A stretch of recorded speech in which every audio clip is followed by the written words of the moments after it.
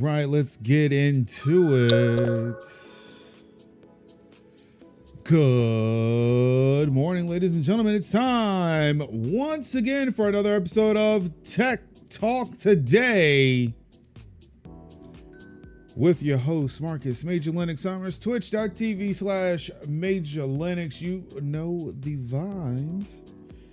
It's Wednesday, July 3rd, 2024. Excuse me. No, I do not want to play the first oh, damn it. The first Descendant on Xbox. That's what I have a PC for. Yeah. How's everybody doing today?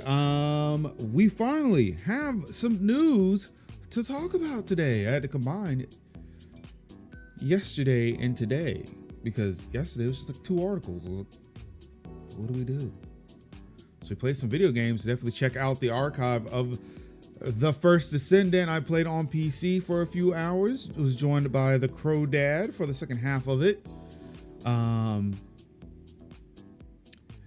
Could still use a little bit of work, but it does work. It is a game. It seems to be very popular, as one article has it's come across my desk this morning. It was like yeah, there's definitely a bunch of appreciation threads specifically for Bunny, and then there's another one like Gray or something like that.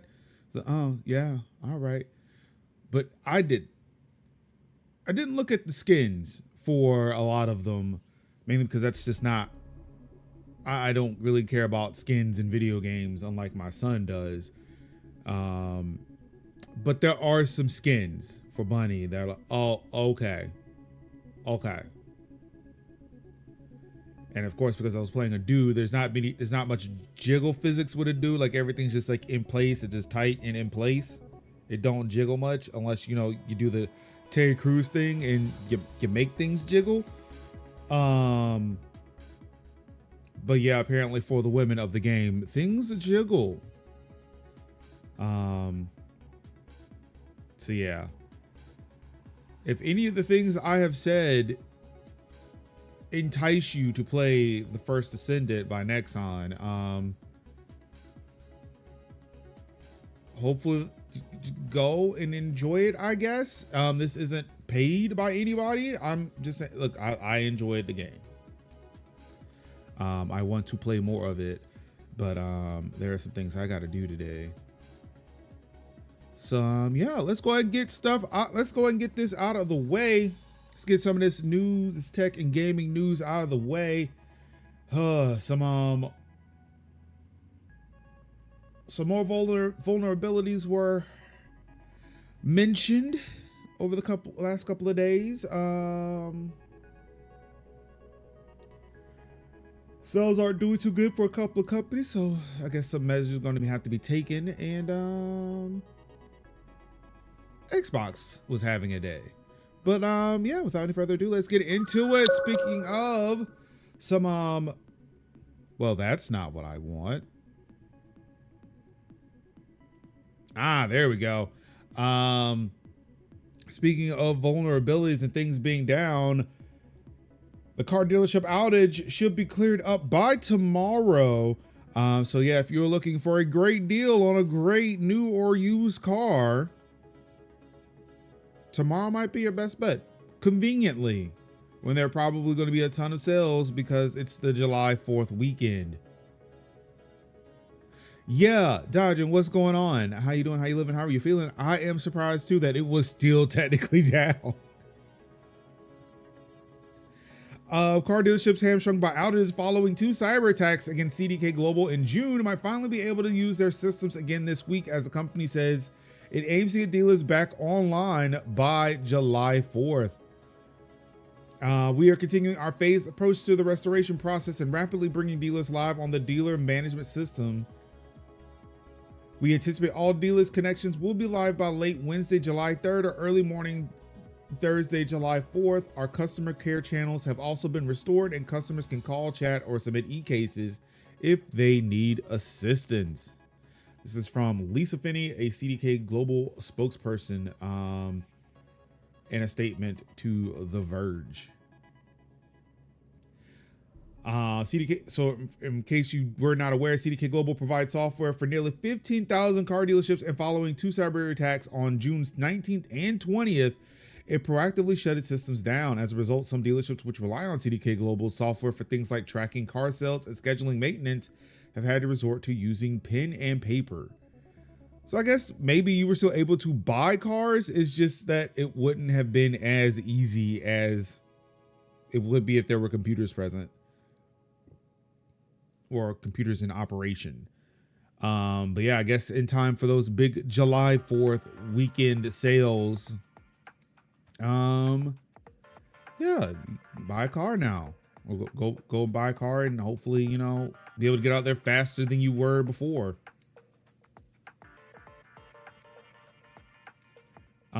Still no real.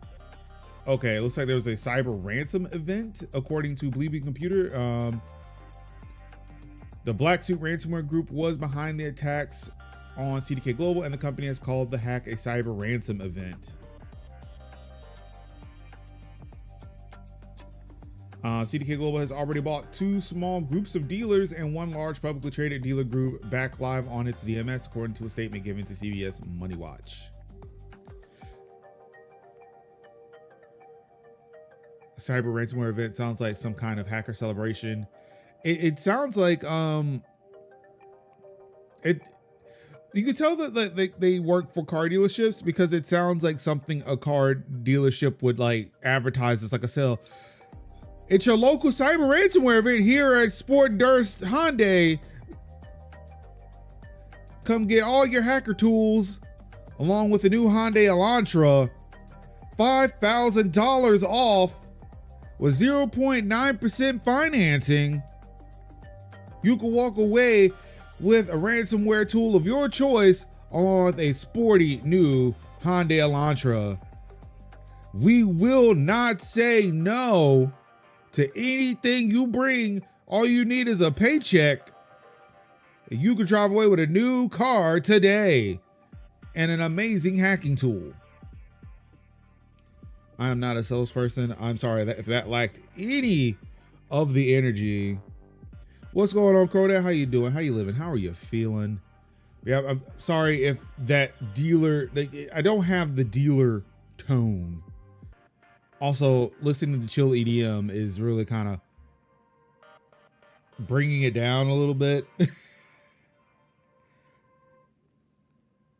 Yeah, it's I think it's the music. It's the betting music that I'm using, where it's like, yeah, we're here and we're chill, and this is about as energetic as we can get. Haha. Yeah, where the money resides. Where the money resides. Oh my goodness, I forgot about that dude. Thank you for bringing him back into my brain, because that is a funny dude.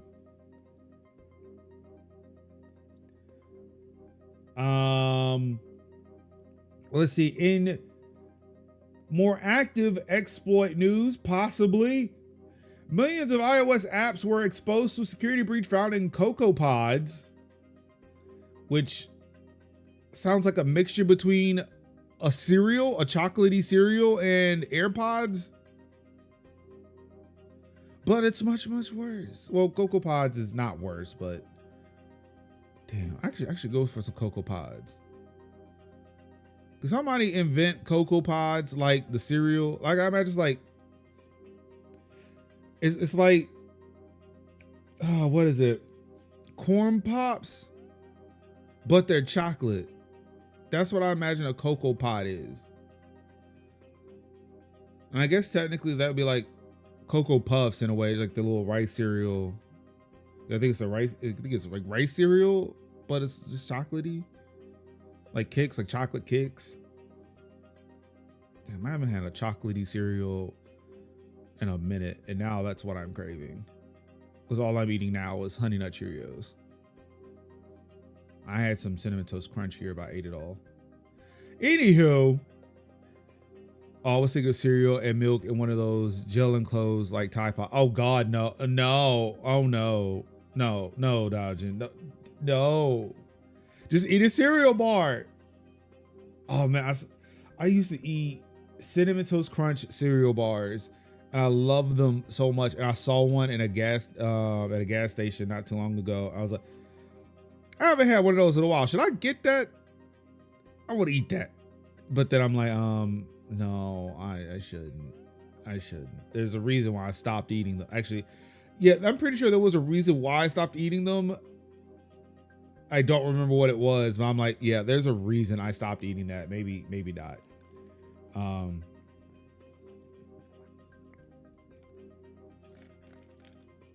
But yeah, I digress. Millions of iOS and macOS apps have been exposed to a security breach that could be used for potential supply chain attacks, says an Ars Technica report based on research by EVA Information Security.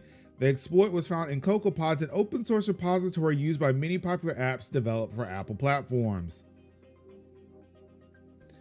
According to the report, around 3 million iOS and macOS apps that were built by CocoaPods have been vulnerable for around 10 years.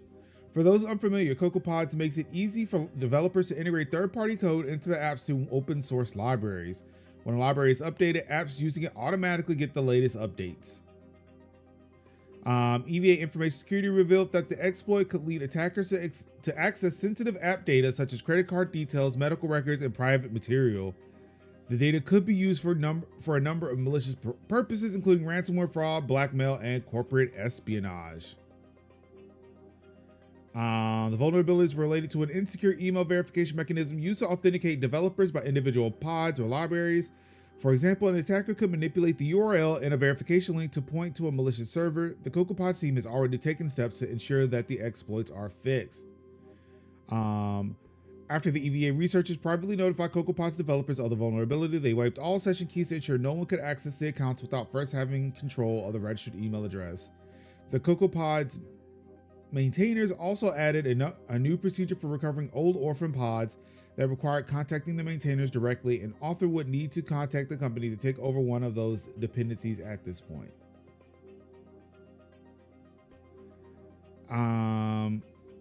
This isn't the first time the CocoaPods has been targeted by attackers. In 2021, the project's maintainers confirmed a security issue that allowed CocoaPods repositories to run arbitrary code on the servers that manage it. This could be used to replace existing packages by malicious versions with code that could end up shipping in iOS and Mac apps. Yeah, that's not great, but I'm glad they were able to fix it. Crisis averted. I don't think that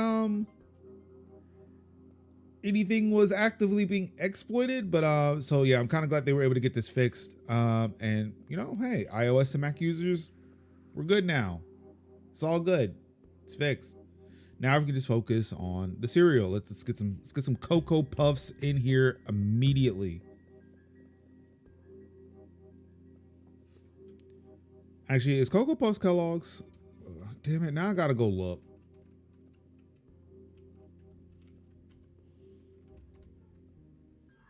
Oh, it's General Mills. Okay. I mean, I'm pretty sure they're a terrible company too, because again, corporation. But at least it's not Kellogg's.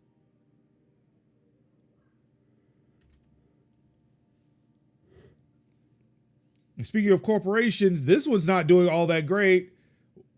Or I don't know, is Tesla a corporation or is it a company? I don't know. It's a publicly traded company. That much I do know. And yeah, their shareholders are not going to like this. Tesla's year-over-year deliveries decreased for the second quarter in a row. It did report an increase from quarter one. What are we, quarter three now? I don't understand. What the fuck are these quarters? I am too poor to understand what they mean by quarters. What I understand quarters to be are money that I use, like coins, 25 cents. Honestly, I didn't think this mattered because the share price is unusually high. Yeah. Tesla's announced the second quarter figures with the company producing 410,831 and delivering 443,956 EVs in quarter two. Production decreased by a little over 20,000 units compared to quarter one, but deliveries increased by nearly 15%. However, its distribution numbers are 4.8% lower than the same period in 2023. Tesla notes it deployed 9.4 gigawatt hours of energy storage products in quarter two, the highest quarterly deployment yet.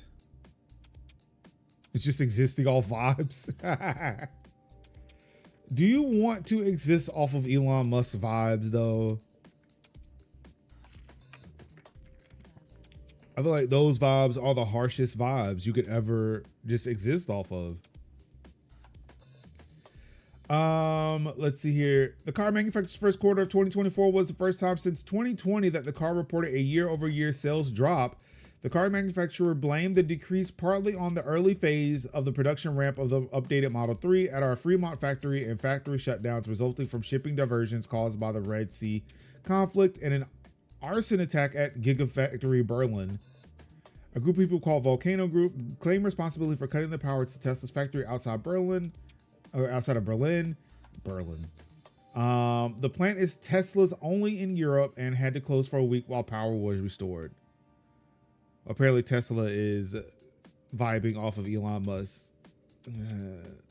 Sorry Tesla.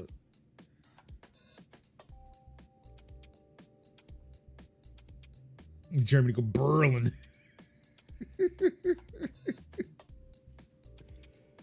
What's happening in Berlin? I mean, they can sit there and blame the protesters, but also, I mean, y'all really haven't updated your lineup in years. Like, the cars almost all look the same. Like, do something new. Oh, wait, you did.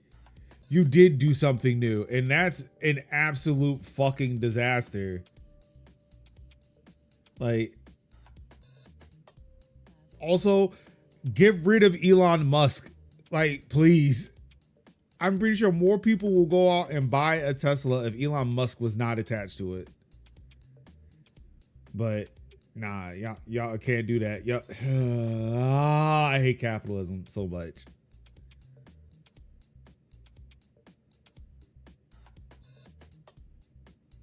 Earlier this year, Tesla CEO Elon Musk announced that a lower cost EV should arrive in the second half of 2025, but that its production might lower sales growth this year. I love how in the second half of 2025 that's going to be a thing. Like, why was that something you didn't think about before? Like, your cars are expensive as shit. Like, why was that not a thing you thought about beforehand? But then again, the Cybertruck was supposed to be here like what, 4 years ago, and it just came out.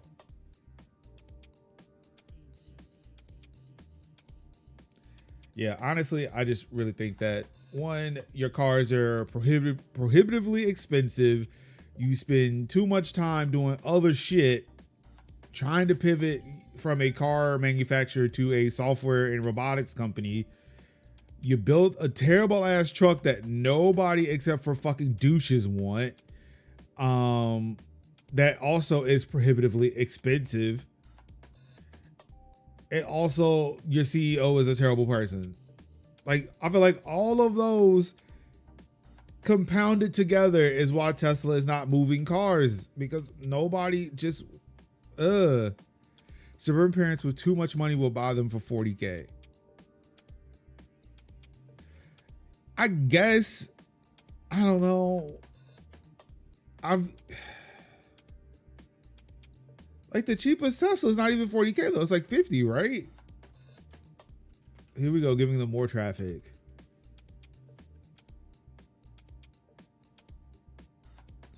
Oh wow, 3390 after savings, but again, how much out of pocket am I putting out? The Cybertruck's no, we went over this before. It is retailing for about 100,000 because they have not put out the $40,000 one, and even then, it's still like 50.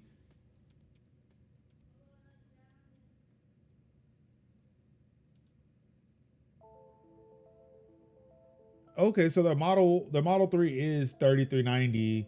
Oh wait, hold on. Let me turn it. Oh, it's still not bad. It's like 40 grand. That's, I mean, it's not terrible for an EV maybe, but yeah. Right, but they haven't even made those yet.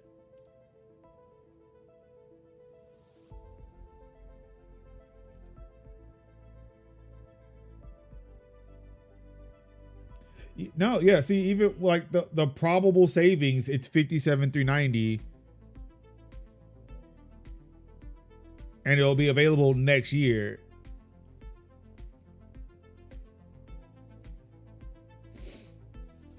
Which, granted,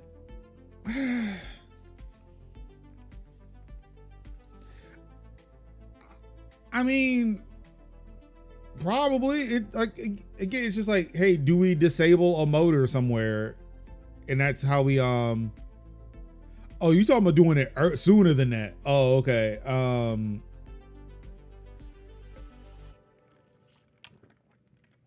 That also just sounds a bit like right. It sounds too much like right though.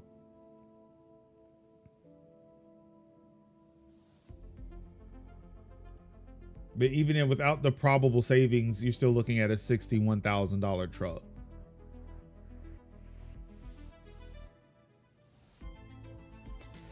I mean, you're absolutely right, but I'm wondering if there is a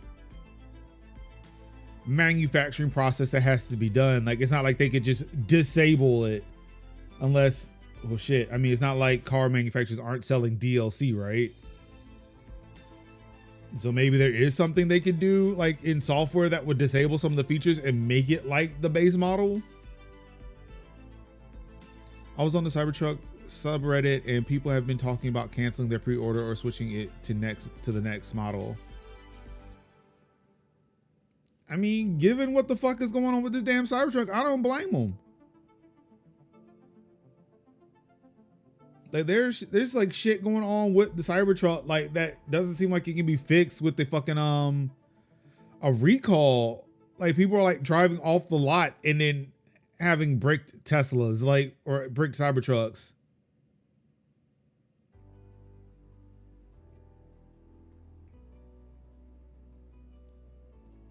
Like, I see how people, like some people be like, you know, hey, first generation adopters, they'll work out the bugs so that way when you get like the second generation model of a thing or a piece of tech, like it, like all the kinks will be worked out, right?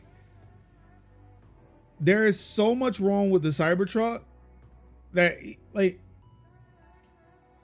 it should just be scrapped. The whole thing should be fucking scrapped. Like there is no second generation of a Cybertruck. Like no, this is a Samsung Note Galaxy Note 7 of vehicles. We should stop this. Granted, they did make a Note 8.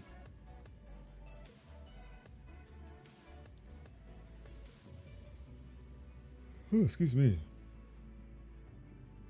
But yeah, Tesla, it ain't doing great. But then again, too, it's a thing where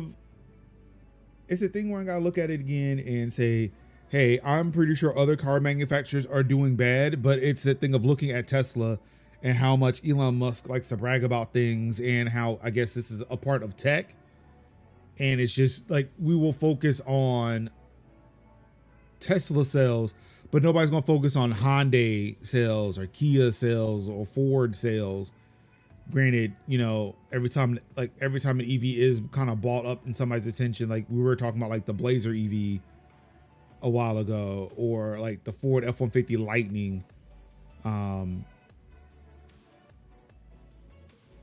Tech bros love to be told what to think. That is true. That is one thing tech bros are known for. It's just, you know, sitting patiently and waiting to hear what people think about them and the things that they do. Tech bros are the most patient people on the planet. Let's see here. New YouTube policy lets you request the removal of AI generated content that uses your likeness. YouTube will give the video owner 48 hours to act on the complaint. And I feel like this is something that maybe YouTube should have shouted out when Dr. Disrespect was being focused. I was like, oh, ain't he on your platform, YouTube? YouTube should have, hey, did you know we'll let you take down AI generated content about you? Huh? That's good news, right?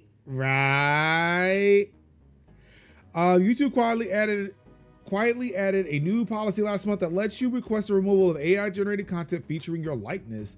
The new privacy violation policy, first spotted by TechCrunch's Sarah Perez, allows you to flag videos that use AI to alter or create synthetic content that looks or sounds like you. YouTube says several factors will determine whether it considers a removal, including whether the content is altered or synthetic and whether it's disclosed as much, easily identifiable as the person in question, or realistic. The company will also weigh whether it could be considered a parody or satire. Another factor is whether it includes a public figure or other well-known individual engaging in a sensitive behavior like crime, violence, or endorsing a product or political candidate. TechCrunch notes the paramount importance of the latter during this pivotal election year. I wonder. No, I'm not going to say that, because then people are going to do it, and then I'm going to have a problem. I don't want that problem.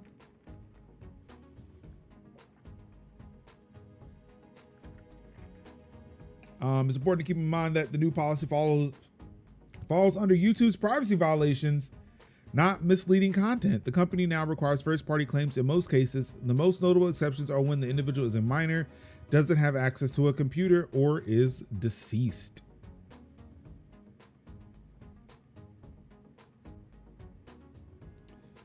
Well, it's good. I like that. So I guess if someone's got you on some fuck shit on the YouTubes, you can say, hey, no, that's not me. That is computer generated. You should take that off. Oh, and I forgot to hit a button.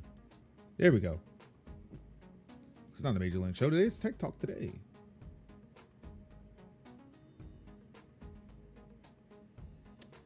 And more Google news. Hey, you know that that little carbon, the net zero pledge that Google said was going to reach by 2030? Yeah, they might be delayed a bit because, you know, AI is on some fuck shit. Google's greenhouse gas emissions jump 48% in 5 years. Google's greenhouse emissions have surged 48% in the past 5 years due to the expansion of its data centers that underpin artificial intelligence systems, leaving its commitment to get to net zero by 2030 in doubt. The Silicon Valley company's pollution amounted to 14.3 million tons of carbon equivalent in 2023, a 48% increase from its 2019 baseline and a 13% rise since last year, Google said in its annual environmental report on Tuesday. Google said the jump highlighted the challenge of reducing emissions at the same time as it invests in the build-out of large language models and their associated applications and infrastructure, admitting that the future environmental impact of AI was complex and difficult to predict. Or, I don't know, hear me out. Nobody asked for this. Why did you do it? Your incessant need to do that to do the absolute most, to do the extra shit, has now fucked us. Like, I'm sorry, if you really cared about the environment, you listen, I don't know, this AI seems to be really doing some detrimental shit to not only our plans, but to the environment. Maybe we shouldn't do this. But again, you're a large corporation. All you see is growth and profit, not people and your impacts on them. So you are like, fuck it. AI all the way, baby. Chief Sustainability Officer Kate Brandt said the company remained committed to the 2030 target, but stressed the extremely ambitious nature of the goal. Again, it's not ambitious if you stop the thing that nobody wants. Google, you are known for canceling things. Just cancel Gemini, move on. We were okay not having these tools at all. Like, just stop. She added that Google was working very hard on reducing its emissions, including by signing deals for clean energy. There was also a tremendous opportunity for climate solutions that are enabled by AI. Just stop. Again, it's Occam's razor here. The best solution is the simplest. Just stop doing the thing that's making things bad. Maybe we can ask Google AI how to be carbon neutral by 2030. Like, it'll just say, hey, turn me off. They can't. They invested too much money into it, and we know these tech companies are Ponzi schemes. Money go up infinitely. Oh my God.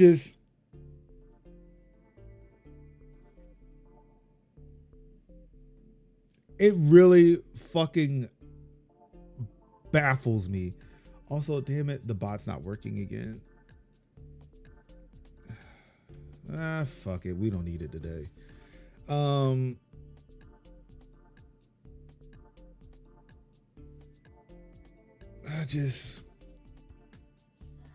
In May, Microsoft admitted that its emissions have risen by almost a third since 2020, in large part due to the construction of data centers. However, Microsoft co-founder Bill Gates last week also argued that AI would help propel climate solutions. Again, it's the whole thing of, and like it changed my view on this a little bit, right? Where like at first I would argue, like at least from the greenhouse perspective, hey, if we were already making cars that were contributing to greenhouse shit, right? Or we're making things that contributing to greenhouse, we could make green versions of these things. And therefore like, hey, in order to make the first bit of tools, we're going to have to burn the resources. But after we make the tools, we now have the clean version of the tools and it should curb their use, right? Cool. This right here, it just seems like, yeah, nah, that frame of thinking isn't going to work here. Like it's not working. We should stop doing this.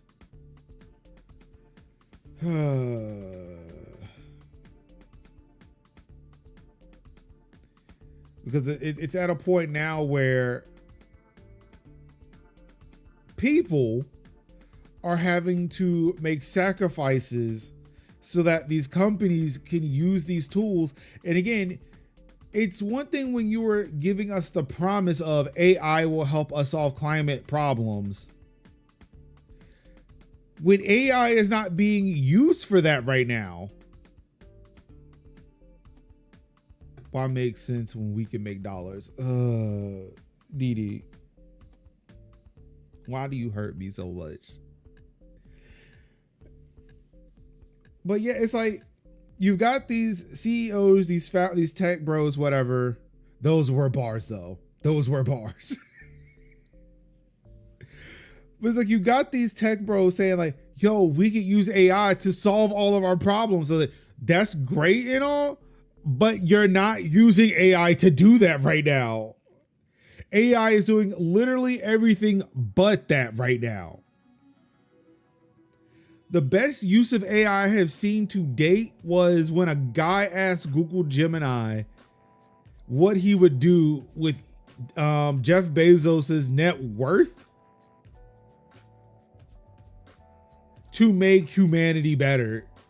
And I'm like, damn, this Google Gemini actually is spitting bars right now. Let's go. Like, I mean, it came out with plans. I'm like, okay, I can see this.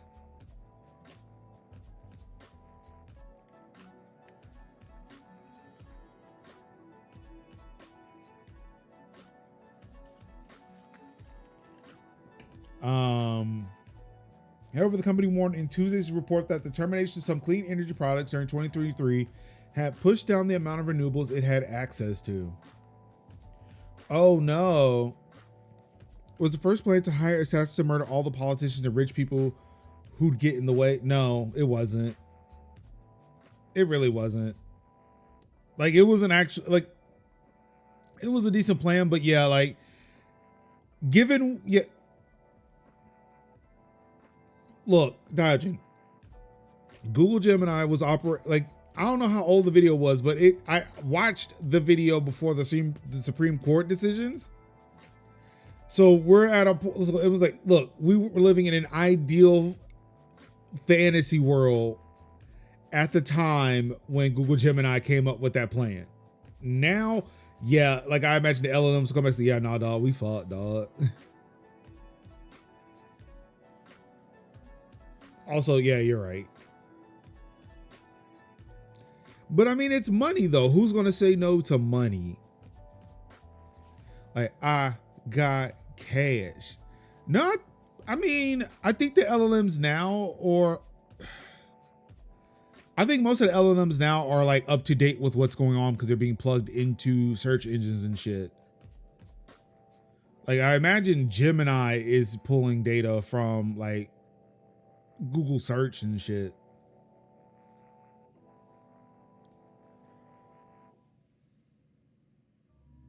I think. I don't know. I honestly don't care either. Again, I don't use any of them, or not as much as I used to. But yeah, again, AI is terrible, and now companies are coming forward and say, "Oh yeah, you remember that 2030 shit we were talking about? Yeah, we ain't gonna hit it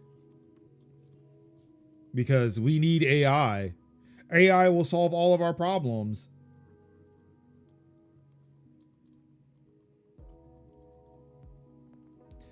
Android 14 July security patch is rolling out. 10 security issues were resolved in Android 14's July patch, dated 2024-07-01 and 19 for 2024-07-05. Vulnerabilities range from high to critical. The dedicated bulletin for Google devices lists 4 additional security fixes. The Pixel 8 series has its own 0.005 build where everything else is on 0.004 this month. There's a separate TELUS Australia build for the Pixel 8, 8 Pro, and 8A.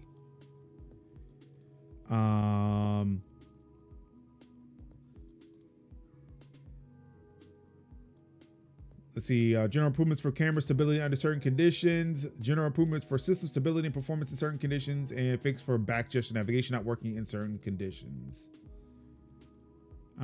So yeah. Also, hey, look, looks like leaks of the Pixel 9. I'm not gonna lie, I'm kind of feeling that bump though. I do like the look of that camera bump. I don't know why. It just looks different, and I like it.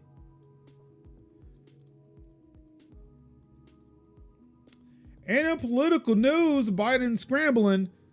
You know, shit's fucked up right now. So it's like, hey, remember the CHIPS Act? I did that thing. We should send money to people to get jobs so that way they can thank me for giving them jobs, given the fact that mine is fucking at risk right now.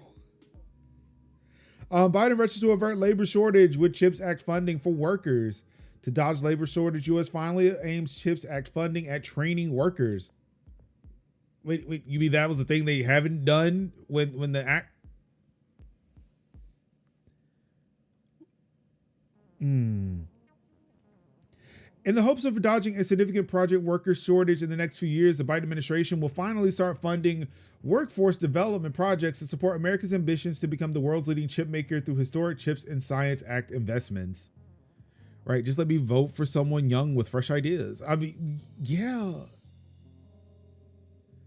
He is. He really is. Trump is definitely going to just like, yep, I did it. I got all of you jobs. I got black jobs, Mexican jobs, chip jobs.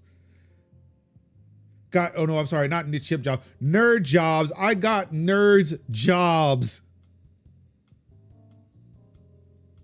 You go play with all your computer chips. The Workforce Partner Alliance will be establishing through the CHIPS Act first round of funding focused on workers. Officials confirmed in a press release. The program is designed to focus on closing workforce and skills gaps in the U.S. for researchers, engineers, and technicians across semiconductor design, manufacturing, and production, a program requirements page said. Excuse me. Bloomberg reported that the U.S. risks a technician shortage reaching 90,000 by 2030. Oh, coincidentally, that's when we won't hit our greenhouse emissions curbage goal. It's coincidentally 2030, which I guess is 6 years from now. Wow, I just now realized when 3030 was. I was like, oh fuck, yeah. Google fucked us, man. Hello. It's Slack. This differs slightly from Natcast forecast, which found that out of 238,000 jobs the industry is projected to create by 2030, the semiconductor industry will be unable to fill more than 67,000.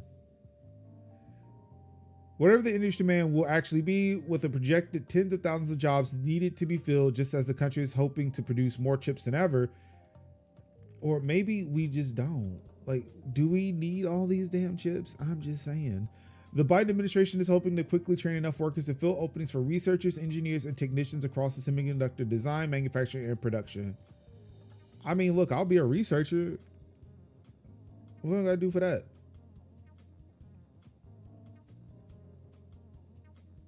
Are you going to pay me to go to school for that? Like, what are we doing? Like, I hate policy. Just tell me. Just give me the meat and potatoes of what it is that I need to do. Like, I'm glad you're establishing programs, but I bet you I still have to pay to go to those programs. Netcast, the nonprofit entity created to operate the National Semiconductor Technology Center Consortium, will manage the WFPA. An FAQ will be provided soon, Natcast said, but in the meantime, the agency is giving a brief window to make questions about the program. Curious applicants can send questions to WFPA2024@natcast.org until 11:59 p.m. Eastern on July 9th. I'm sorry, it's an email. Why can't I just email you at any fucking time? Oh, wait. Oh, this is oh, so they're applying. Okay.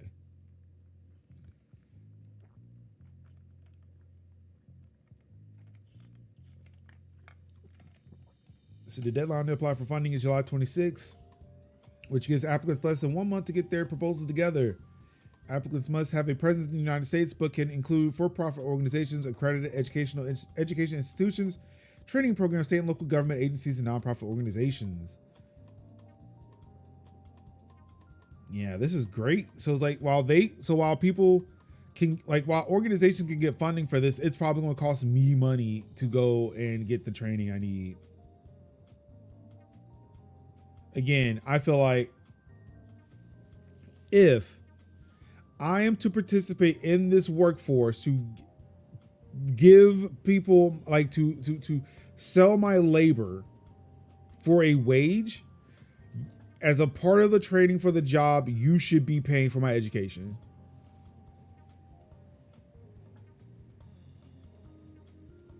Socialist talking point.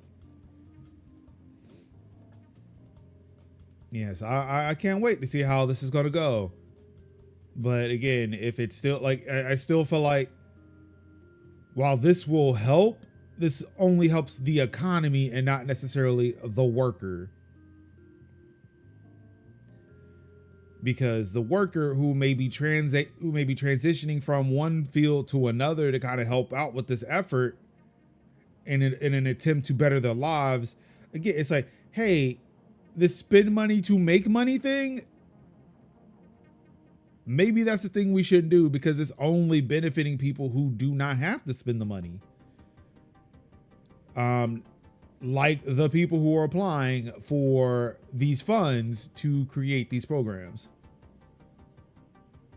So again, when a liberal will come and say that, look, Biden is helping us, look at the CHIPS Act.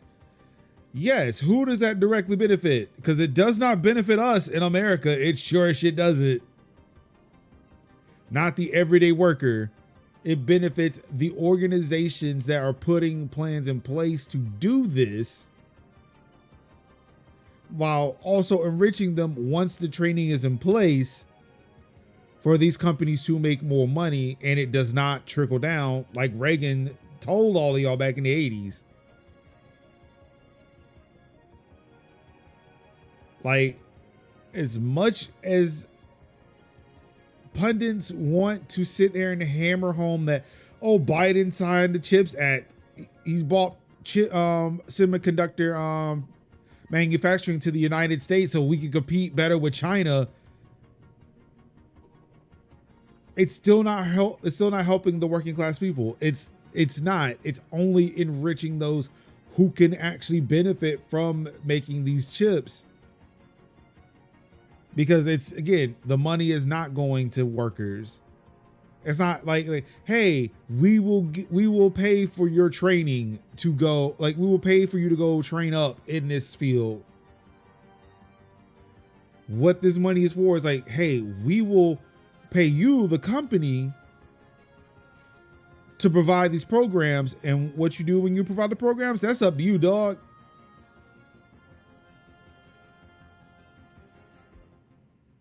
Those local jobs in construction are helping those small towns at least. Yeah, I will say that at least and it's good on them. I do not want to, like, thank you. I do not want to sit there and disparage the names of construction companies, or especially these construction workers. Well, until it's done, then so yeah, like, at least the construction workers, those, like, because I believe they're unionized employees for the most part, like, or at least I would like to think they're unionized. And then even now, because it's hot as shit, like, there are worker protections that are still not in place for them. Excuse me. At least they do have those jobs, right? And it's not to say that, hey, more jobs won't be coming in, but it's like, hey, we want to bring, like, we're trying to close that job gap, right? Whereas, like, we're going to need so many jobs, but not as many people are around to work them.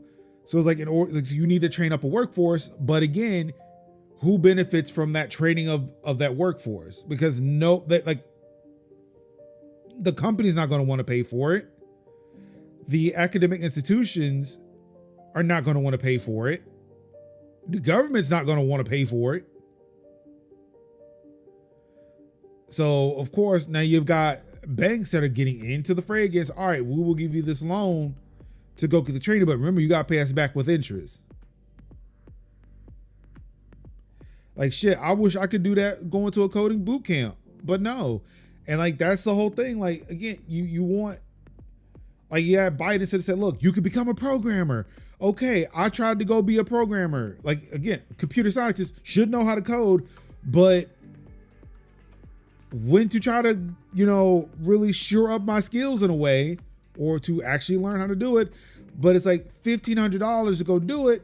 I don't have $1,500, and they don't offer student loan. They don't, like, I'd have to go get a small loan from somewhere. There's no financial aid that I can apply for.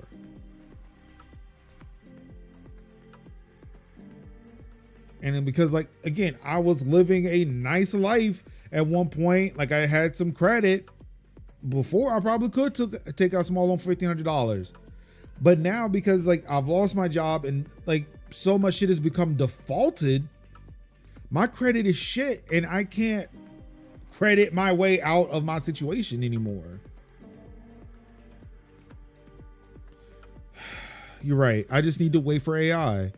While we cook in a hot ass sun, AI will solve all of our problems. Just like they said it would.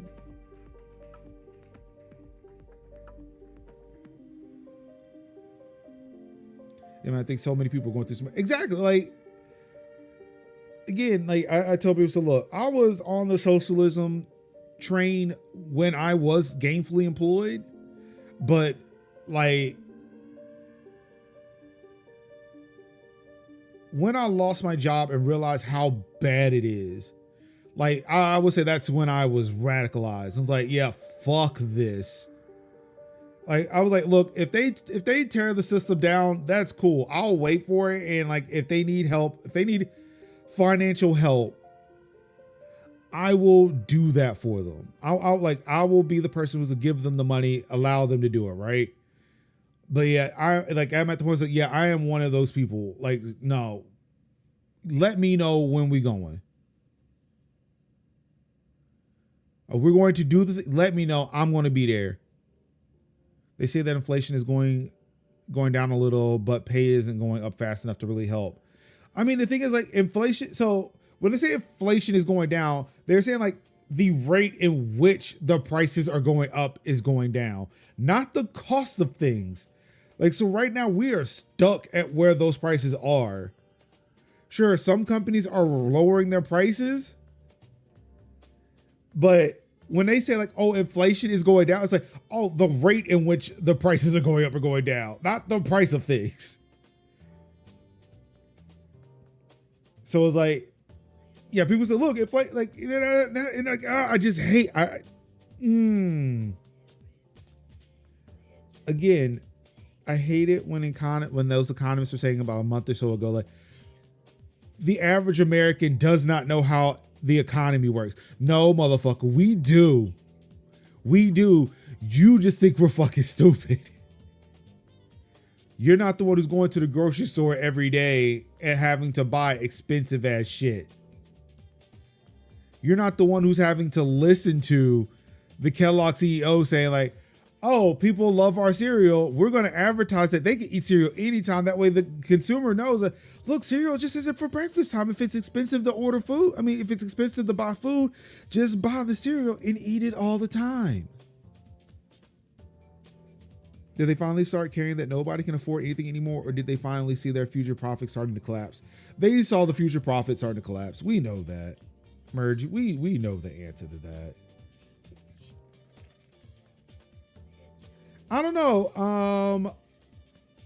We have an well, I would say we used to have an economist on our team, but they are going out of the country, so they're leaving the team. And they were providing some decent insights. Like, they went to school for economics, and then all right, now we take that lesson, we parse out what we know, and then apply it to what we're doing. Okay, yeah.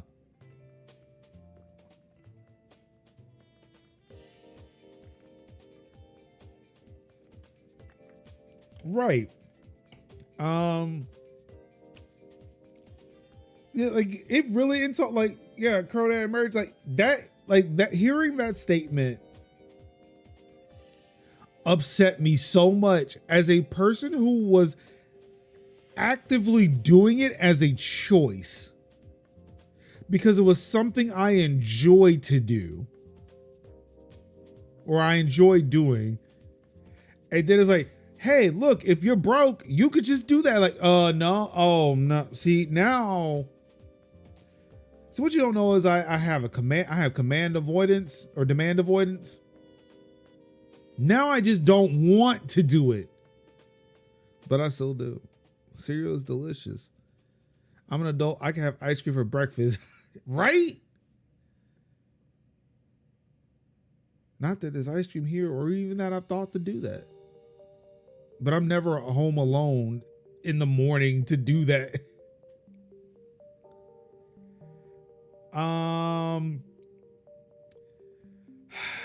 To even more bad news that's happening because, money and capitalism. Tells of Kenzera Zhao studio impacted by layoffs.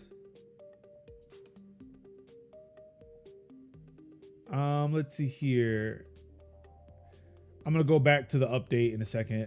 Several members of Tales of Kenzera Zhao developer Surgeon Studio have been laid off. As spotted by game developer, a number of former studio employees are now looking for work. Level designer Peter Brisbane wrote on LinkedIn, the chapter entitled Pete Works at Surgeon Studios is coming to a close at the end of the month, adding he is available for work. Surgeon technical artist Jordan Smee shared a similar post on LinkedIn. Well, it looks like I am joining all the people affected by industry layoffs this year, Smee wrote. Additionally, a Surgeon Studio producer going by the name of Raisura on Blue Sky has also officially been laid off over the last couple of days. Shit sucks. Yeah, this is sad news. I saw the creator tweet thread.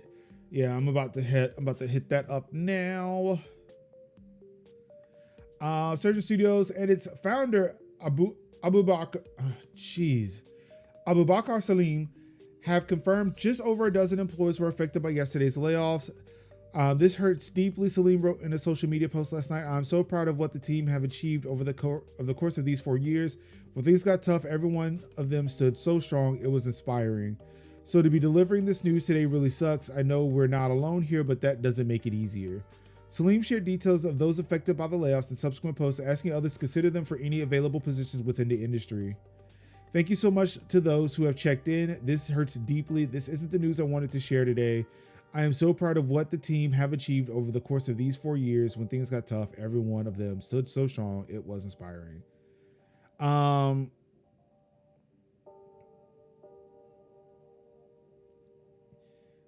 Yeah, I can't say like, again, like I know I would sit there and go after like the people who are running these studios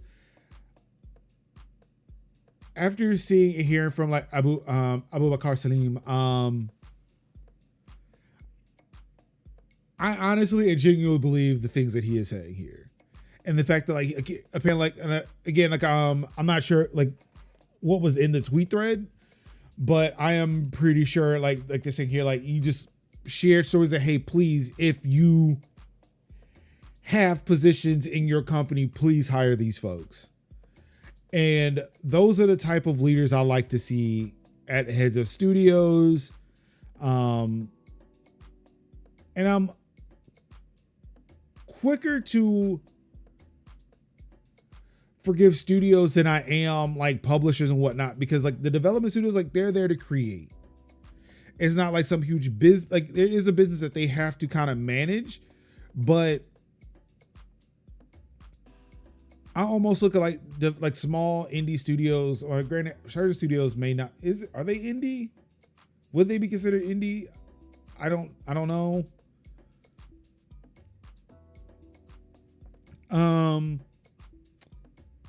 But yeah, like a lot of these smaller developers, like yeah, I would say they're considered like, you know, like small businesses as opposed to, you know, giant mega corporations. It's not like they're Infinity Ward or id Software or something. So yeah, it's very sad to see this. Again, I hope that those employers get back on their feet.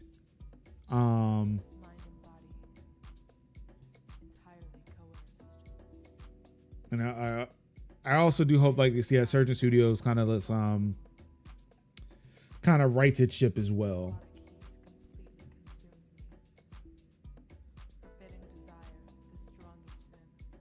Because yeah, I mean, again, the game came out to like a lot of industry praise, but apparently like it still wasn't enough to save the they're in that weird space where they are backed by EA but are indie. Oh, okay. So then yeah, there is still somebody to blame then. EA could have, like Toys for Bob was. Got you.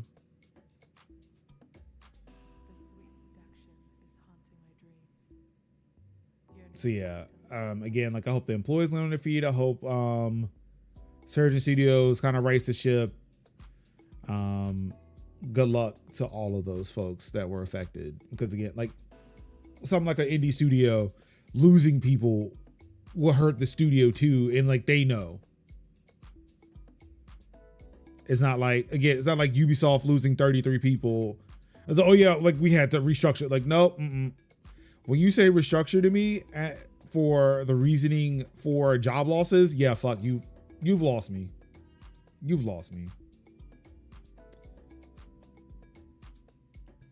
Apparently yesterday, Xbox Live suffered a widespread outage. This was news to me because I could have sworn we were playing with Xbox folks in the First Ascendant last night or yesterday afternoon. Okay. No. Oh, okay. The company says troubles with its service began just after 2 p.m. Eastern. Okay, so this was after we stopped playing yesterday. Though a select few have shared that they've been able to eventually sign into Xbox Live, Microsoft says the surrounding issues affected Xbox Series X and S, Xbox One, and Xbox 360 consoles, as well as mobile devices, web services, cloud gaming, backwards compatibility, and Xbox on Windows. Good job you went outside before then. Did I go outside?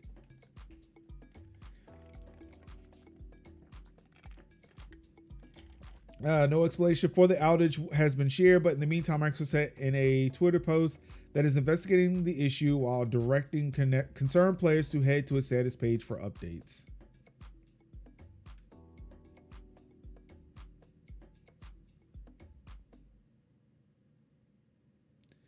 I could have sworn they said that it was back up. Okay. Yeah, update Xbox Live services are available once again. Xbox has not commented on the cause of the outage, but has since confirmed the users should be able to use the service again. So yeah, shouldn't be an issue now, but yeah, apparently it was down for 7 hours yesterday. Glad on play on PC and was using Steam or something. Also, well, yeah, because even I played OpenAI is testing its hacking capabilities. Oh boy, Skynet is taking over. I said it before and I said it again. Microsoft Cloud Services are shit. Yeah.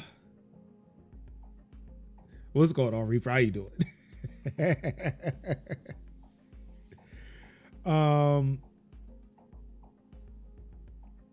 Yeah, I don't know. Like,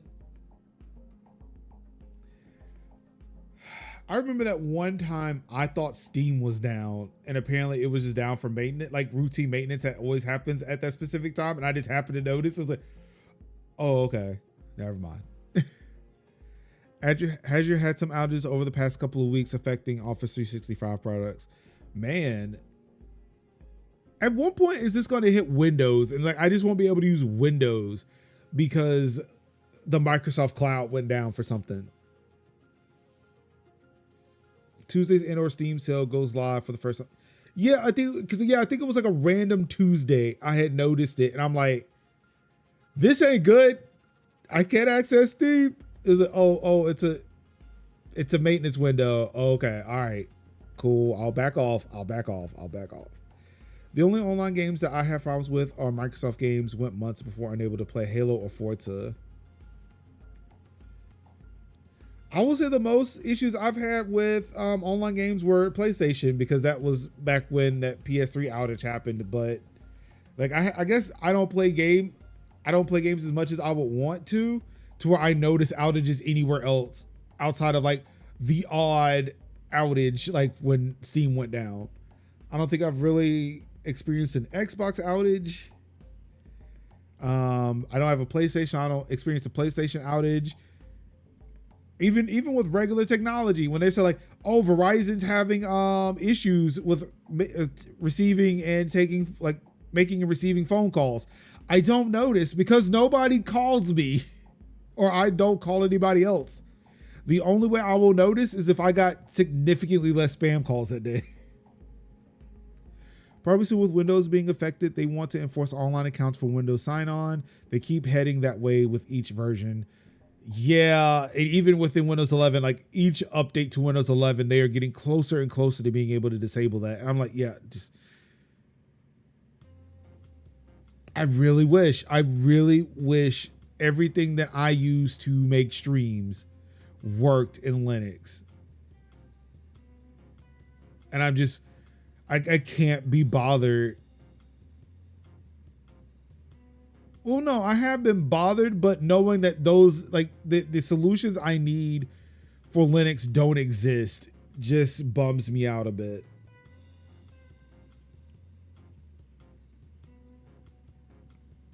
It's like they made so many fucking tools for Windows to stream like podcasts and stuff like that and make it a little bit easier with certain hardware tools. I stream from Linux. I've even made Touch Portal work in Linux.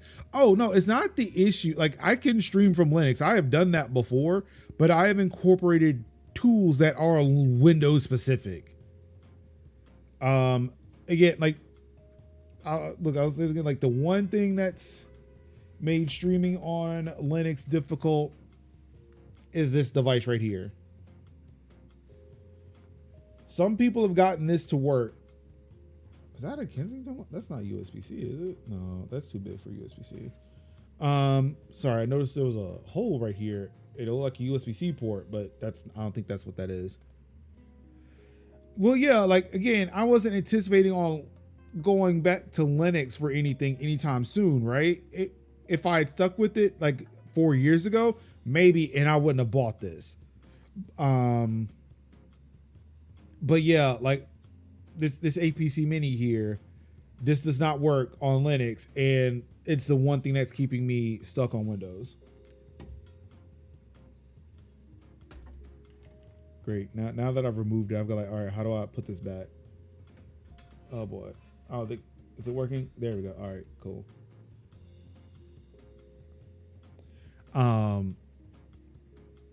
But yeah, like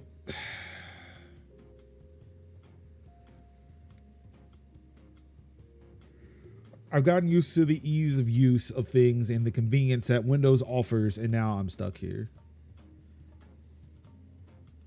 What have I done? What have I done? What have I wrought upon myself? I see people on Reddit have got it to work in a quick. Yeah, like they've gotten it to work, but me trying to implement, I could not get it to work. I couldn't get it to work. Yeah, and that's the thing. Like, it's almost like if I had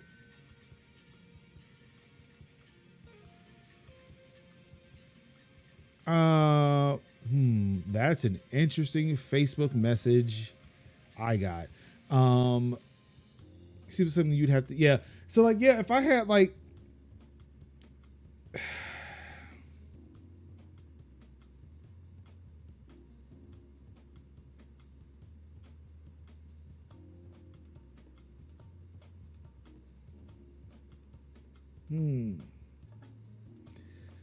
there are things that I probably could do, right? But yeah, it's a lot of time and effort that, given the path I'm on and like just where I'm at with all of this, it becomes more of a time investment I'm willing to put in to do it. Might be easier now with all of the work with Proton and getting Windows apps to work. And that's what I thought. But given like, so yeah, like again, there are things outside, like, and it, of course, like goes without saying, like there are things that I do outside of this and, or outside of just like streaming, making the show. A lot of it too was like doing that research, but like, it's like, I feel like I am making excuses. I'm just like, look, shit's really complicated right now. Things are complicated and it's just so much. It's so much. I'm getting old. I can't keep up with this. It gets real tricky when you're talking hardware. It doesn't integrate. Yeah, it's a lot. I'm exhausted. I'm an old man. I can't keep doing this. Like in computer years, I'm an old man.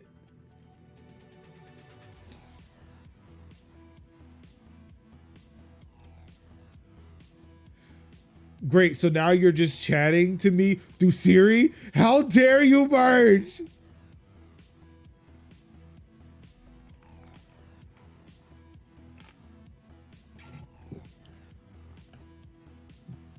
Reaper, can I just enjoy the fact that I think I'm an old man? No, I feel old.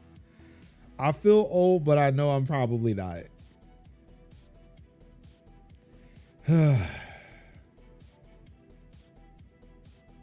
But yeah, I mean, it would take some work, but I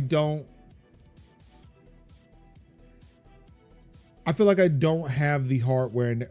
Were you even born? Yes, 1988. Thank you. How dare you? How dare you, Reaper?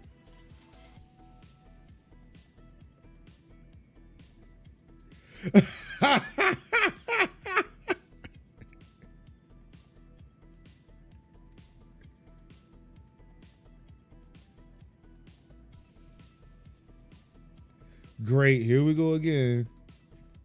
I need to go find those college students who thought I was younger than I was.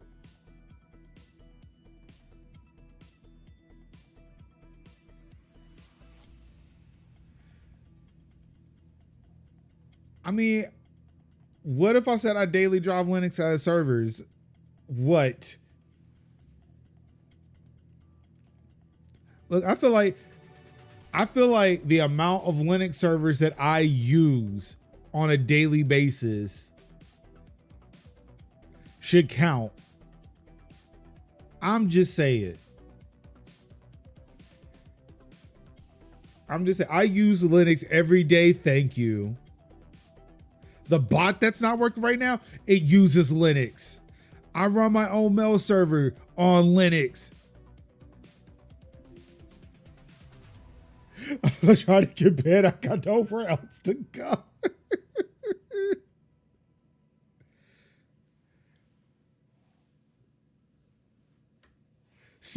I'm not like, Crow Dad doesn't use Linux.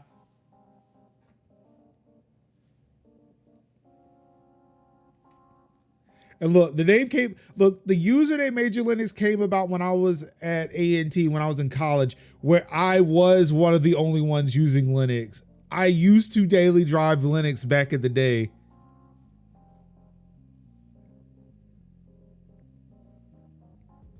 Look, I'm on some Zionist shit, man. I just tied him to the hood of my Hummer. He's like, look, see, you can't hit me. It's a non-Linux user right here. I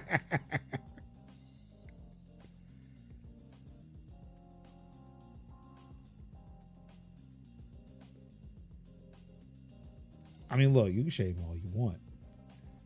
I know what works for me, and I am operating system agnostic. You know what? I'm gonna do after this stream? I'm gonna hop on my MacBook Pro with macOS Sonoma on it. Wait, no. Sierra? Shit, I forget which one. Yeah, that's right. I said it. I don't even daily drive Windows. What? That's right. BSD, baby. I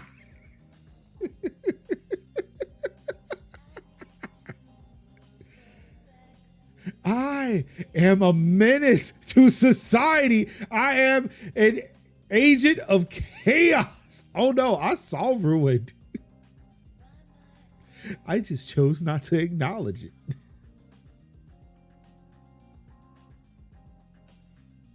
I am an agent of chaos. You can't stop me. But eventually, yes, because Microsoft is going to force my hand. Microsoft really is going to force my hand, and I'm going to have to leave Windows for Linux. But again, I still will point out that Linux will not be the daily driver. It will still be Mac OS.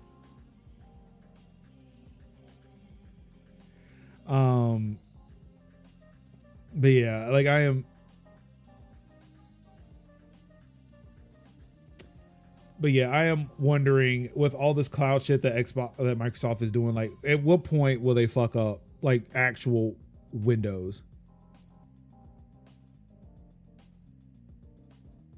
Yeah, that's right. You got the Azure PlayFab, baby. What?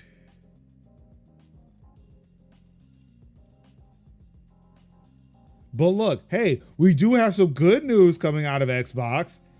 Neon White and Tchia and a bunch of other titles are coming to Game Pass this month. I would say, hey, there's some shit going down in New Caledonia. The French government is suppressing the native peoples of New Caledonia. I cannot remember what the name of the people are. You know what? We don't need that. Reaper, we don't need that. Xbox Game Pass is the best deal in gaming. Technically. Game Pass is going downhill too. But technically, it's still the best deal in gaming.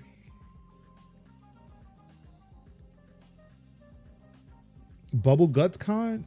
What the fuck?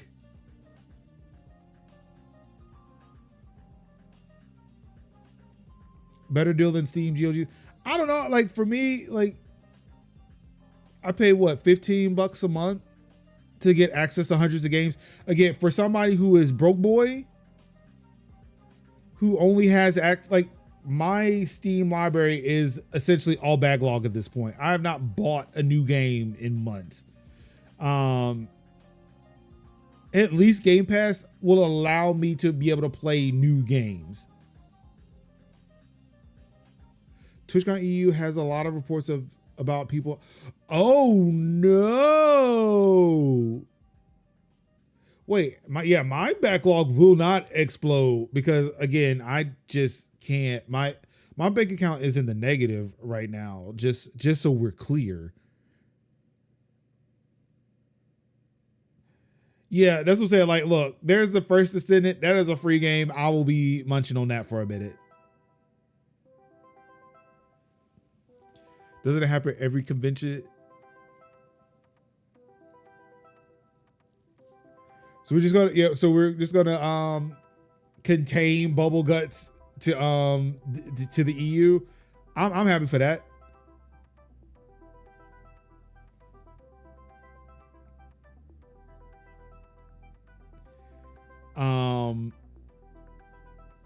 But anyway, like I was saying, the people of New Caledonia are having some issues with the French government right now. There are French soldiers, French police that are suppressing a lot of voices of the native peoples of New Caledonia.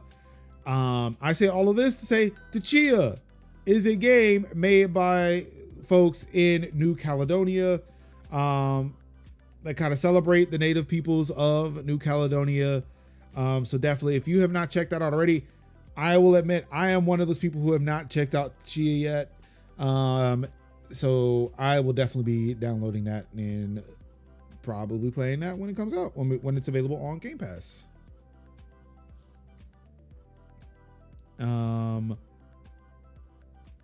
It's like meanwhile, Tchia is one of our top game picks of 2023. In the charming action adventure game, you play the role of Tchia, a young girl who has to find and rescue her kidnapped father. Tchia uses her power of soul jumping to take control of animals and inanimate objects in order to solve puzzles, find items, fight enemies, and travel to new areas. Both Neon White and Tchia will be available on Game Pass starting July 11th, so next week. Too late for PC. They already arrived back in the US. Plus, a couple of months back, y'all had an outbreak from people coming back off a cruise. I feel like neurovirus is on every fucking cruise. So it would be better to buy their game to support them instead of playing it as part of a pre-made sub. It's in Game Pass the day the Steam sale for it ends. I mean, do I need to get up and turn out my pockets? It's not to say that I would not buy the game too. Like, I will definitely go and buy the game because, again, once it's removed from Game Pass, I won't be able to play it anymore. I want to support developers. Do not get me wrong here.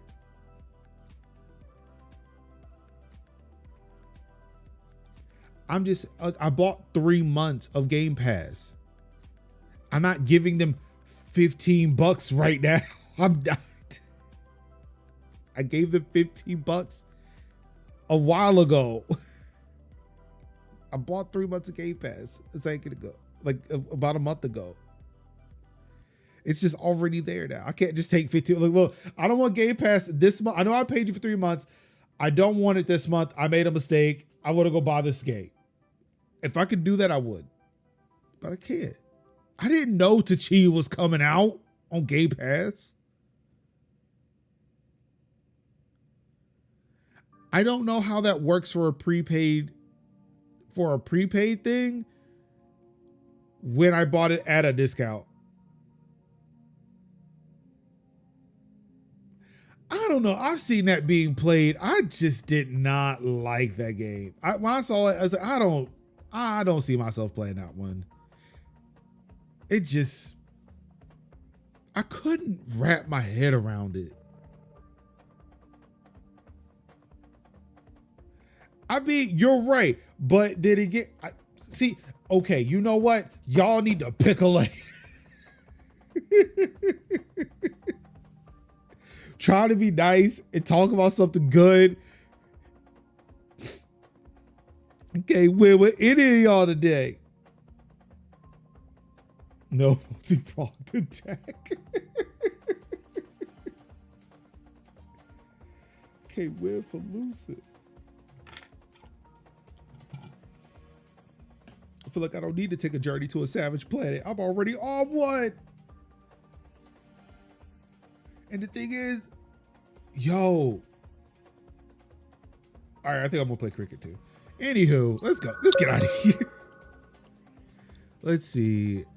We have time today. Let's see. Oh, there's 2930 news articles that came out since we were here. Let's Tchia now on wish list. Thanks for the recommend. Yeah, no problem. I'm you know what? That's what I'm gonna do. I'm gonna put that on my wish list too on Steam.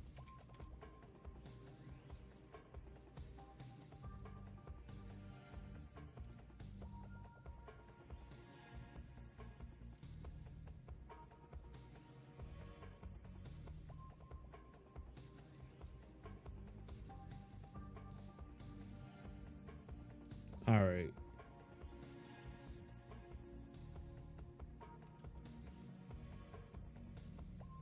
So let's see here. What else we got on the list? Put Hub 5. Click to here. Let's see, Galaxy Flip 6 leak. Showcases cover display.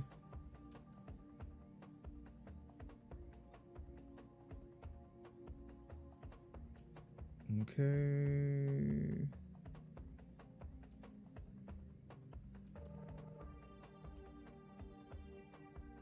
Threads hits 175 million users after a year. Yeah, there's that big jump from when it launched, and just kind of a steady increase since then.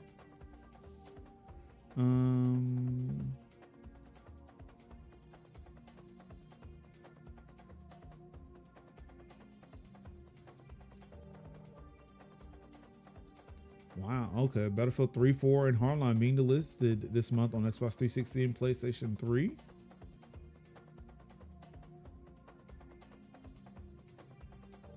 Man sentenced to 4 months of prison for carrying a 6-inch master sword in public.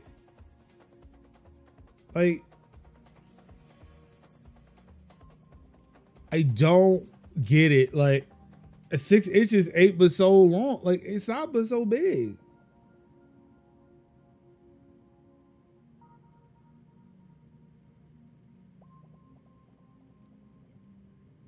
Okay. I guess that's what the issue is.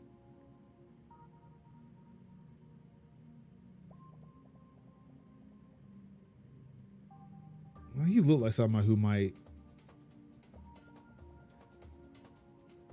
Got to be careful of the legalities in your area. Yeah, like this is what in England, they got a lot of knife crime over there because they don't carry guns. I've heard. I don't know.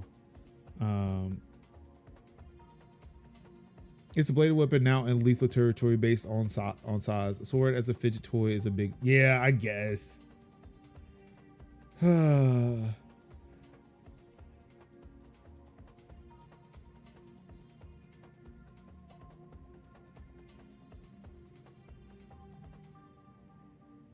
it's overblown.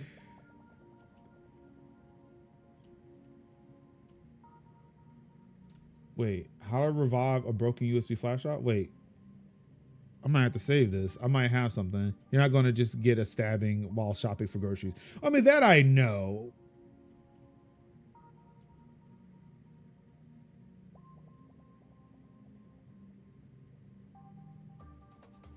Damn, that Galaxy 9 Plus tablet looks like an iPad Pro so much.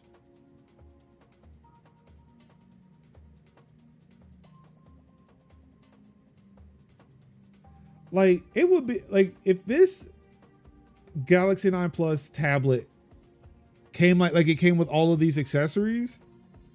Like, I'm not sure if that kickstand is a part of the tablet itself, but if it also came with the pen and the keyboard.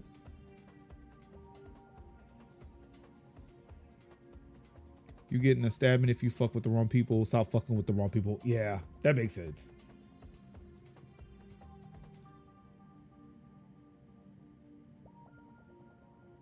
Okay, I don't think it comes with. Does it come with the?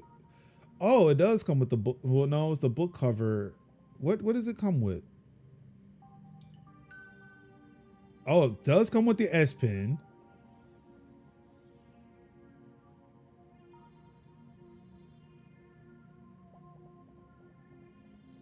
So what's the book cover?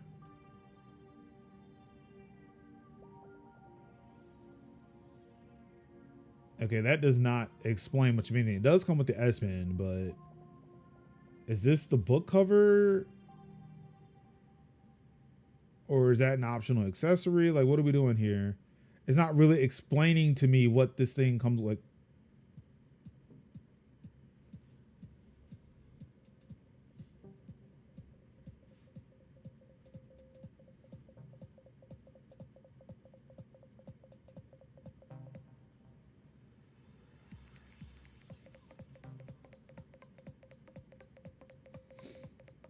Because like it would be nice if it came with this keyboard, which looks like a solid.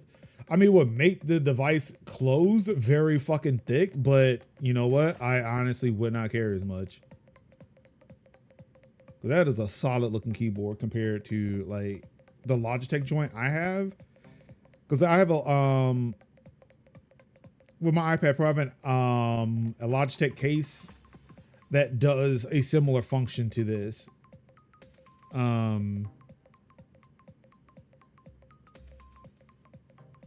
So what I'm S9 Galaxy tablet S9 Plus book. Okay, so it does come with. So the book cover is the keyboard. Okay. Oh, okay. And that's how much? Oh, they are not selling the book cover part. So this is unfortunate. Why would you show me this picture? This is not the thing I'm gonna get. Because it seems like they're talking about the 749. It's just a tablet and it comes with the S Pen, but like I'd have to go get the book cover separately.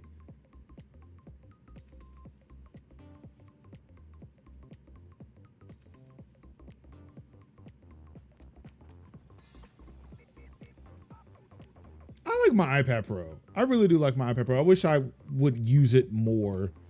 But I do like I use it like for like I still use it mainly for consumption. There are some like I used when I was doing a lot more work and traveling a lot more, and when I say travel, like just leaving the house, I would use it as a laptop that I could use because like again with my case it's come with the like the keyboard and trackpad and shit like that, and I also have the Apple Pencil. I would use my iPad Pro as like a laptop that I can work anywhere with because I bought it from my carrier, and it has 5G on it. And I would use my iPad before I would use my MacBook because I don't have to connect it to Wi-Fi in order to use it. It still comes in handy for stuff like that. But yeah, because I don't go out as much, I'm not in the streets as much, it's become more of a consumption device than anything else.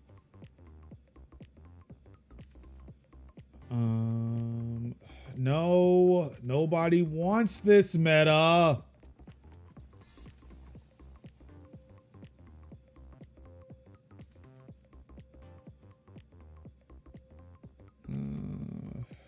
I wish Microsoft would stop changing things.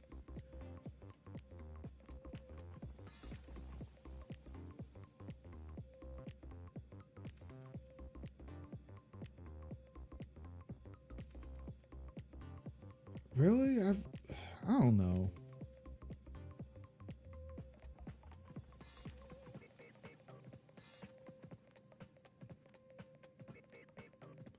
Wow, RTX powered OLED laptop for under 1,000?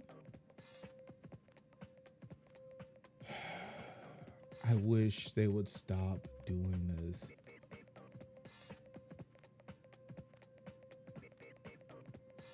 There we go. Let's see, a Legion Slim 5 14.5-inch OLED gaming laptop, Ryzen 7 7840HS with 16 gigs of memory. Only 16 gigs of memory. NVIDIA GeForce RTX 4060, 8 gigabyte with 1 terabyte SSD. It's not bad. I also wouldn't consider a 4TX 4060 high end. The iPad is the form factor I want for casual computing. It doesn't have the best OS, but light years ahead of anyone else. Yeah. And it's a basic looking laptop. Like, I mean, it's very unassuming. It doesn't look like it has the RGB shit on it. So like, yeah, it's not gonna stick the fuck out, right?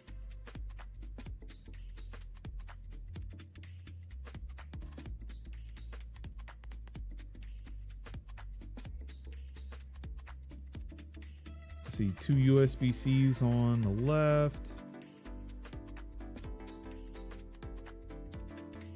Hardware webcam switch, SD card slot.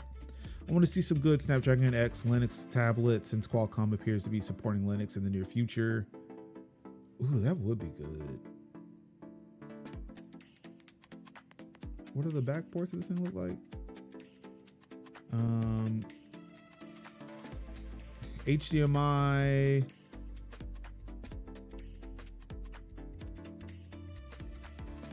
There's one USB type A, I think. I can't tell what this is. Is that Ethernet? And there's power. Do you just not get enough power delivery coming from a USB-C port where you still need like a brick? I guess technically if you're trying to drive a RTX. Oh, okay, there we go. Oh, so there was 2 USB type C's. But that one looks like it had more wording on it.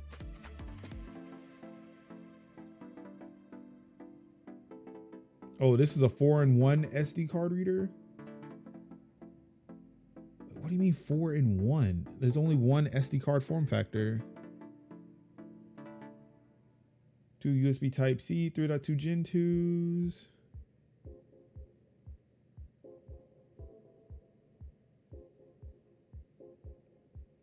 I mean, I technically would like to have seen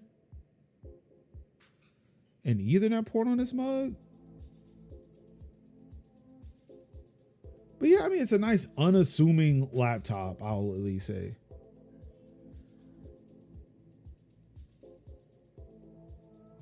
Formats? I don't know. Like,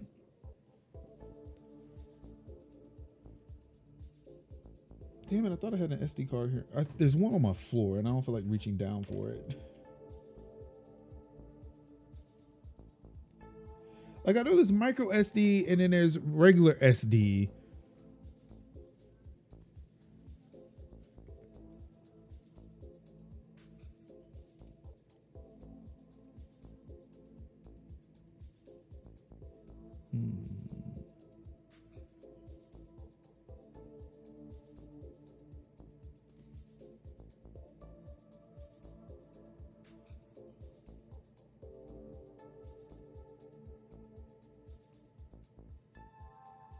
Okay, so supports SD, SDHC, SDXC, and MMC memory card formats. No, I am not shopping. Yes, with another coming later this year. Oh. I don't think I've heard of MMC, but SD, SDHC, and SDXC, I feel like that's just like the shape of an SD card. Like, it would have been me just like buying an SD card and would not have cared what the extra letters outside of SD. MMC is old as fuck. That maybe if I, yeah. The multimedia card. Oh wow, like it looks like an SD card, but it is not an SD card. Okay. I have never seen that card before. I did not.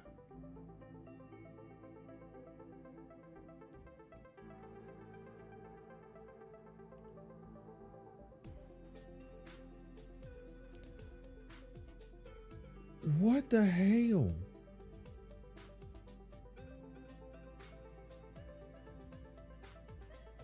SD cards with extra fucking teeth, man.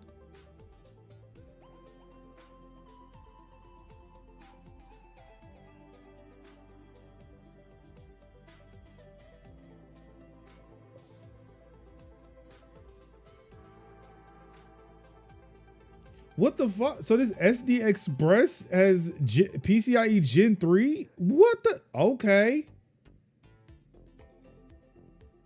I might be on board.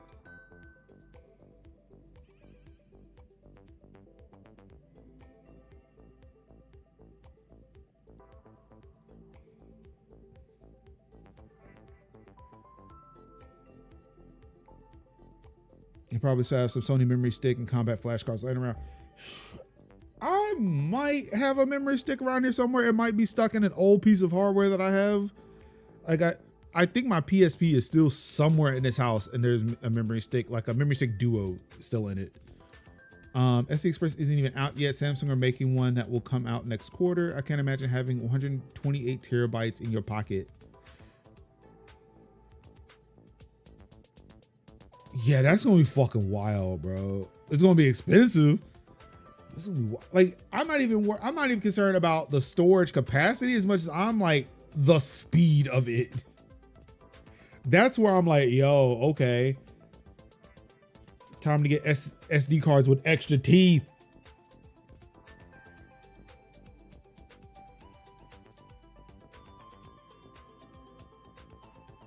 Wait, eMMC. Wait a second. Oh, I know where I've seen eMMC from because of eMMC. I think that's the storage that's in a Steam Deck.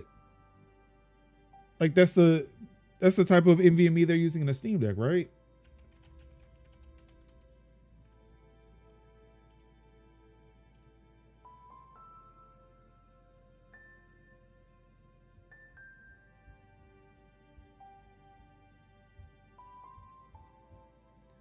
Why does this, like, this is the official website, but I think just like the color of this site just makes me think that this is not. Yep, there it goes. eMMC. I knew I saw that. I knew I saw those acronyms somewhere. I need help, Dad. Huh? I need help. You need help with what? It's pretty good on Xbox, but I just noticed that Slow down, take a breath. Just breathe for a second, because you ran up here and you're out of breath. Just breathe for a second. Okay. Are you good? Yes. All right. Dad. Yes. Dad, you know that Come here. my Xbox controller was unplugged. I tried to find every cord to put it back in, but I don't see the right one. I don't see it. I'll help you find it in a bit. I'm almost done here, okay? Okay. All right. That's why I need your help. Okay.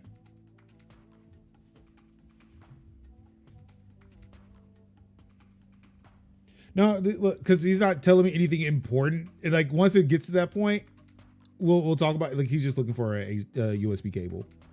Yeah. Like I feel like the only time he finds me and wants to talk to me about something, it's about video games. That's why I'm not as concerned about what he's going to tell me. But trust and believe. Like once it gets there, we'll cut a mic. But yeah, I had a feeling like you said talking about Xbox. I was like, yeah, okay, we're cool here. And it's not so much like a charge, like because like it's an Xbox controller and there's no like I have my Xbox dongle here. That PC also just does not have Bluetooth. He needs it to plug in, and I think he just can't. Something happened with his USB A to USB C cable, I guess. Also, I would not put it past me that I took it because I needed it for something. So I will probably have to grab one from up here just in case I did and we can't find it.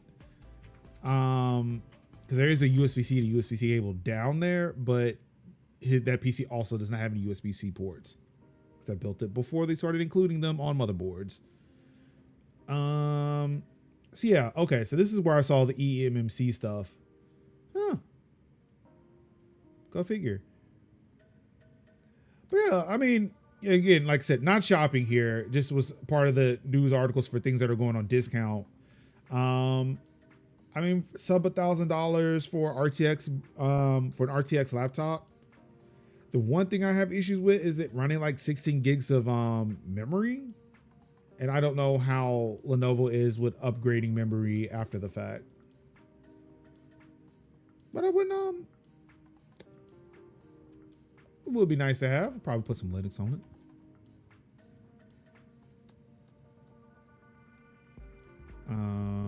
And I think that's it. That's all I got. You know, it's basically all onboard memory nowadays. Oh, okay.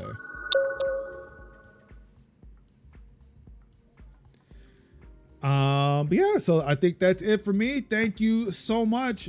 And look, all done before lunchtime, so I can go make a pizza. Because that's the only thing we eat when it's just me and him here. Hoping that will change with Cam, but I have no reason to believe that it will change. I need to look up more about Cam. I think I have some videos maybe on the Plex server that go over that when PC World talks about it, but I don't know if I remove them or not to try to clear up storage space because, you know, that Plex drive is not as big as I want it to be. Would like to put a 2 terabyte in there, but yeah, the money really funny right now. But yeah, so that's it. That's all I've got. Thank you everybody for tuning in to another episode of Tech Talk today. Again, I do need to get back to streaming more gaming content on the channel. It was very fun to be able to do that yesterday. I would like to do that a little bit more, but yeah, I just gotta get in the mood. I just gotta get in the mood for it.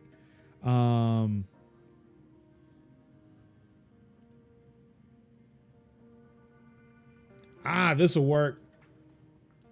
Okay, that looks interesting, and I would love to see how people put that in computers. Yeah, I'm gonna have to check that out. Thank you. But like I said, I do want to remind you all again, and I forgot to say this yesterday, there is no Tech Talk Thursdays this month. We are taking our mid-year hiatus. Try to recharge our batteries. Again, like I'll be out of town or I will be unavailable tomorrow because again, well, everybody's taking the day off for reasons TM. So there won't be a show. It wouldn't have been a show tomorrow.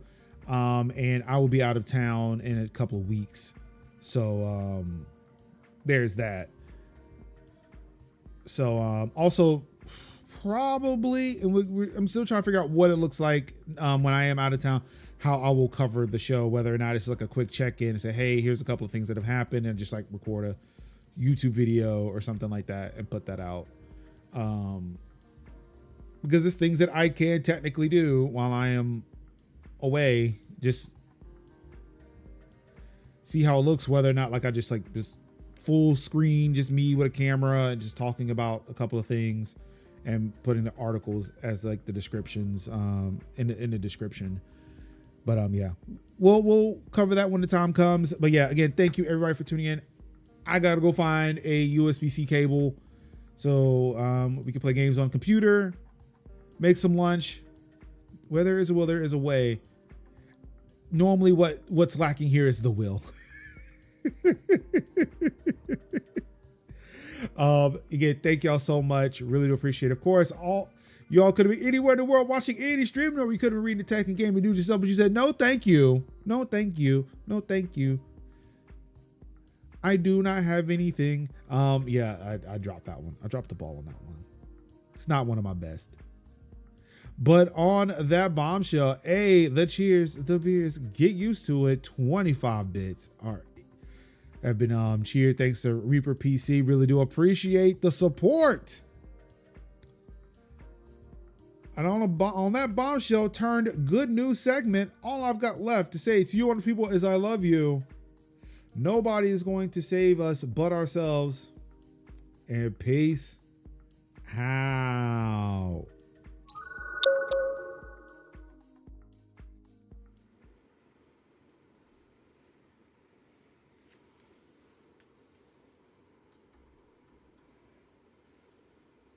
Y'all still here?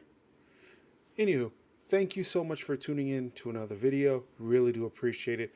Of course, if you like the content that you just saw, feel free to like, comment, subscribe, do all the things that the YouTubers ask you to do. I guess that includes me now.